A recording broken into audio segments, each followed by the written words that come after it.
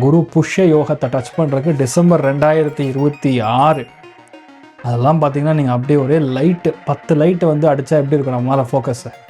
இந்த தலைக்கு பின்னாடி ஒரு ஒளிவட்டம் கண்ணுக்கு தெரியுதுங்கிற மாதிரி உங்களுக்கு மட்டும் அந்த ஒளிவட்டம் தெரியும். அவ்வளோ கிளாரிட்டி. பஞ்சமஸ்தானத்தில் போய் குரு உட்காந்து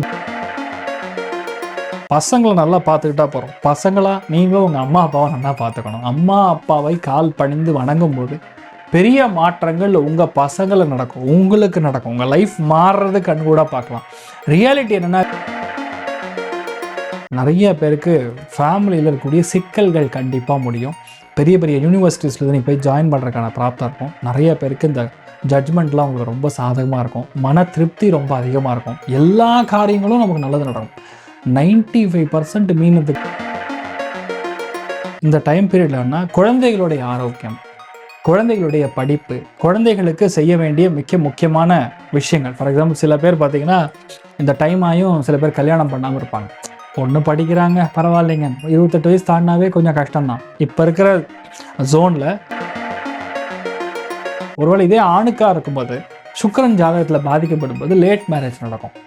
அப்படி லேட் மேரேஜ் நடக்கும்போது நல்லது. நான் சொல்கிறது 32 அதுக்கு மேலே போச்சுன்னா 2 முக்கியமான கிரகங்கள் அடி வாங்கியிருக்குன்னு அர்த்தம்.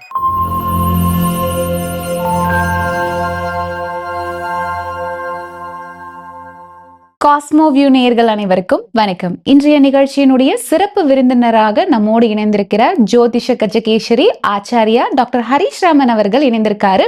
இன்றைய நிகழ்ச்சியில புத்தாண்டினுடைய சிறப்பு பலன்களை அவரிடம் கேட்டு தெரிஞ்சுக்கலாம். சார் வணக்கம். பிரத்திகல்பித கல்போயம் பிரத்யர்த்தி கஜகேசரி வியாச தீர்த்த குருர் பௌயா தஸ்மதிஷ்டார்த்த சித்தையே. சார், பொதுவாகவே நீங்கள் கொடுத்த ப்ரிடிக்ஷன்ஸ் எல்லாமே வந்து நிறைய பேருக்கு நடந்திருக்கு.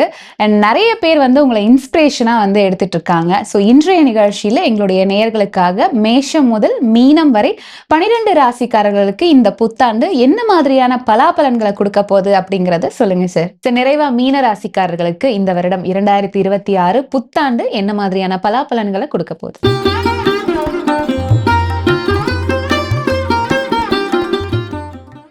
2020 ஆண்டு மீனராசிக்கு நிறைவாக இருக்கும் அப்படின்னு ஆரம்பிக்கலாம். ஏன்னா கோல்டன் ஈரா பிகின்ஸ். அதுதான் உண்மை. மீனத்துக்கு வந்து இல்லாத கவலையே இல்லை. வண்டி அங்கே கிராஸ் ஆகி போச்சுன்னா அந்த வண்டி போய் அடிச்சிடக்கூடாது, கடவுளே நல்லபடியாக அந்த வண்டியை போய் சேரணும். எதுக்குடா இப்படி கவலை, உனக்கு எதுக்குடா இந்த பிரச்சனைங்கிற மாதிரி சம்மந்தமே இருக்கு. நம்ம கிராஸ் பண்ணி போவோம், மேலே கிடுக்கிடுன்னு ஃபேனை ஓடிட்டு தான் ஃபேன் வந்து தலையில் விழுந்துடும். ஃபேன் ஏன்டா தலையில் விடுது அப்படிங்கிற மாதிரி தேவையே இல்லாத கவலை, தேவையே இல்லாத பிரச்சனை. அதாவது ஏதோ காலத்தில் எப்போவோ ஒரு விஷயம் நடந்திருக்கும். அதையே ரெஃபரன்ஸாக எடுத்து எல்லா இடத்துலையும் பேஸ் பண்ணி உங்கள் மைண்ட் அதே பேட்டர்னில் ஓடும். ஆனால் இப்போ டைம் மாறி இருக்கு, வாழ்க்கை மாறி இருக்குன்னு புரிஞ்சுக்கிறதுக்கு நம்ம மைண்டு ஒத்துக்காது. சனி வக்கரத்தில் உட்காந்துருக்கு. இப்போ என்னன்னா மீனத்துக்கு அவ்வளோ ப்ரெஷர், டென்ஷன், அலைச்சல், மறதி. அதாவது பஸ்ஸில் போனால் பஸ்ஸை விட்டுறது, பஸ்ஸில் போகும்போது பர்ஸை விட்டுருவீங்க, ஃபோனை வந்துடுவீங்க. தேவையே இல்லாத பயம், தேவையே இல்லாத அசதி, ஹெல்த்து, தூக்கமே இருக்காது. இவ்வளோ ப்ரெஷர். அதாவது என்னன்னா வீட்டில் இருக்கிறவங்களாம் உங்களுக்கு கீழே விழுந்து செய்வோம், அதெல்லாம் கண்டுக்க மாட்டேங்க. யாரோ ஒரு பையன், யாரோ ஒரு பொண்ணு அவங்க அப்பா நல்லா பார்த்துக்கிறத போய் அந்த பையன் எவ்வளோ நல்லவன் தெரியுமா, டேய் 2.5 வருஷமா இங்கே தான்மா இருக்க, நீ நல்லா பண்ணிட்டு இருக்கியப்பா, உங்கள் பையன் தான் நல்லா பார்க்குறானேன்னு கேட்டாலும் கேட்க மாட்டாங்க. மனைவி தாங்குன்னு தாங்கிட்டு இருப்பாங்க. ஆனால் அதெல்லாம் கணக்கு தெரியாது. அந்த பொண்ணு பாரு, அவங்க ஹஸ்பண்ட் எவ்வளோ நல்லா, இப்படி தான் ஓடும்.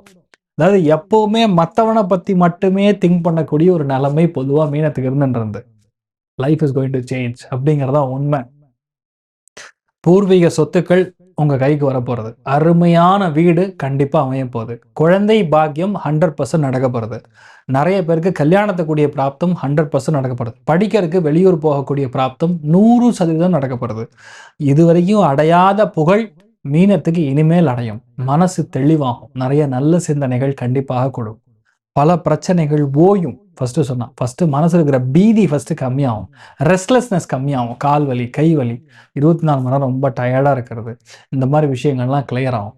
நிறைய பேருக்கு புது விஷயங்களை ஆரம்பிக்கக்கூடிய பிராப்தம் ஏற்பட போகிறது. அதுக்கும் மேலே சொன்னால் லக்னத்துக்கு ராசிக்கே குரு பார்வை. என்ன ஒரு அதிர்ஷ்டம் பாருங்க. ஜூனில் குரு உச்சமடைந்து குரு புஷ்ய யோகத்தை டச் பண்ணுறதுக்கு டிசம்பர் 2026. அதெல்லாம் பார்த்தீங்கன்னா நீங்கள் அப்படியே ஒரே லைட்டு 10 லைட்டு வந்து அடித்தா எப்படி இருக்கும் நம்ம மேலே ஃபோக்கஸு.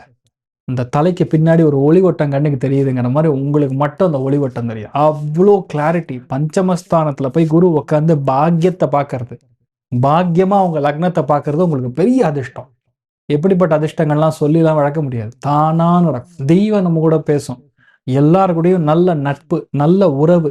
இனிமேல மனசு நல்லா இருக்கும், ஹெல்த் நல்லா இருக்கும், உடம்பு நல்லா இருக்கும், உடம்புல இருக்கக்கூடிய ரத்த குறைபாடுகள் நீங்கும், மைண்டு கிளாரிட்டி இருக்கும், எதுவாக இருந்தால் நம்மளால செய்ய முடியுங்கிற தகுதி பிறக்கும். கர்மாவும் ஜீவனும் இணையும் போது குழந்தை பிறகும், புதிய ஜீவன்கள் நம்ம உடம்புல வருவாங்க, புதிய ஆட்கள் நம்ம ஃபேமிலிக்குள்ள வருவாங்க. இந்த டைம்ல பிறக்கிற குழந்தை சாக்ஷாத் மேதா தட்சிணாமூர்த்தியோடைய அனுகிரகத்துல பிறக்கக்கூடிய குழந்தை, சாக்ஷாத் உங்க முன்னோர்கள். அவங்க பிறக்கும்போது உங்க வாழ்க்கை மாறுறது கண் கூட பார்ப்பீங்க. பாதி பேருக்கு ஆண் குழந்தை தான், கன்ஃபார்ம். பாதி பேருக்கு ஆண் குழந்தை தான் பிறக்கும். ரொம்ப நாள் கஷ்டப்படுறேன் சார், ஐவிஎஃப் ஐயூஐன்னு போகுது, என்ன பண்ணுறதுன்னு தெரில. இப்போல்லாம் செட்டில் ஆகி சூப்பரான ஒரு விஷயம் நடக்கப்படுறது. உங்களுக்கு நேச்சுரலாகவே குழந்தை பிறக்கும். பெரிய சமாச்சாரம்லாம் ஒன்றுமே கிடையாது. நீங்கள் என்ன நினைக்கிறீங்களோ எல்லாமே பாசிட்டிவாக நடக்கும்.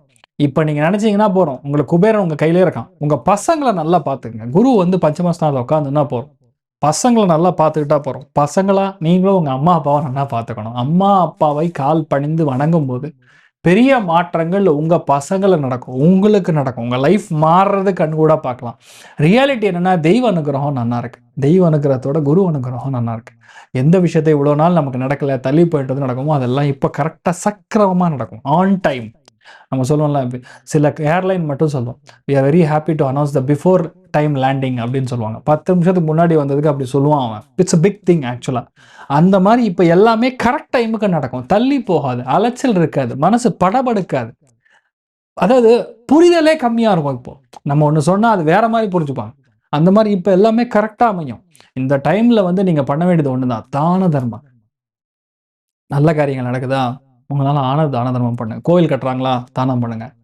பெரிய பெரிய மடாதிபதிகள் வராங்களா, அங்கே பாடசாலைகள் நடக்குதா, வேத பாடசாலைகள் நடக்குதா, அவங்களுக்கான தானம், உணவு தானம், அன்னதானம், வஸ்திர தானம்.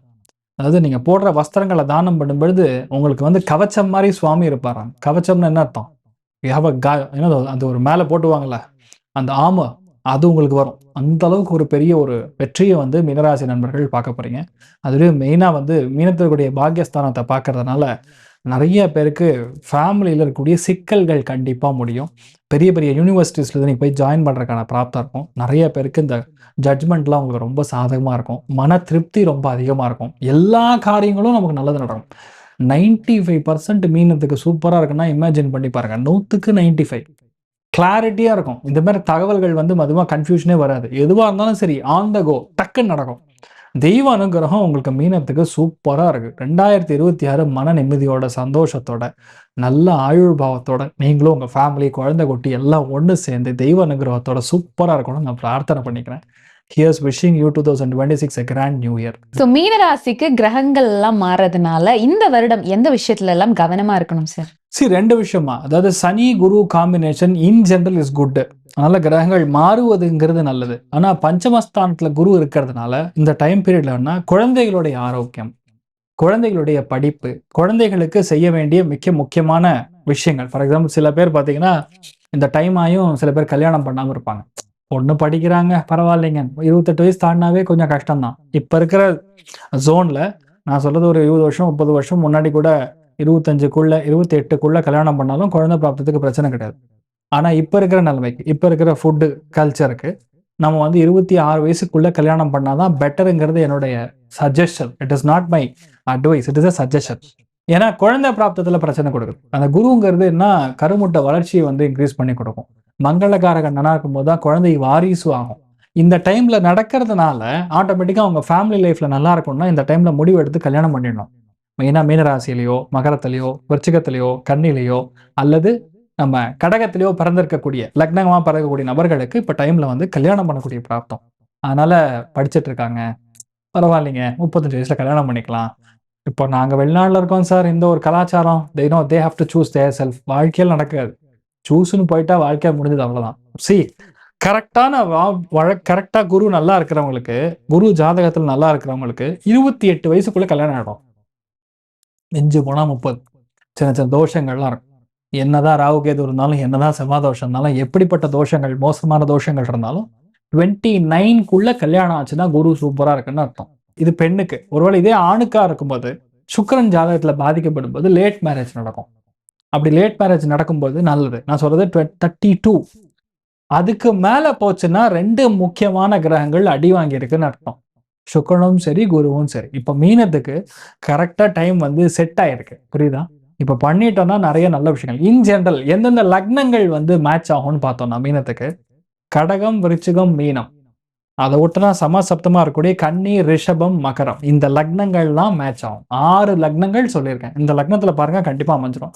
நிறைய நல்ல விஷயங்கள் மட்டும்தான் நடக்கும். தைரியமா இருக்கு. ஓகே. சோ மீனராசிக்காரர்கள் எந்த தெய்வத்தை வழிபடணும் சார்? முக்கியமான தெய்வங்கள்ல நான் உங்களுக்கு டொனேஷன் தான் நிறைய சொல்லியிருக்கேன். அதாவது வேத பாடசாலைகளுக்கு நம்ம டொனேட் பண்றது பெரிய ஏற்றத்தை கொடுக்கும்.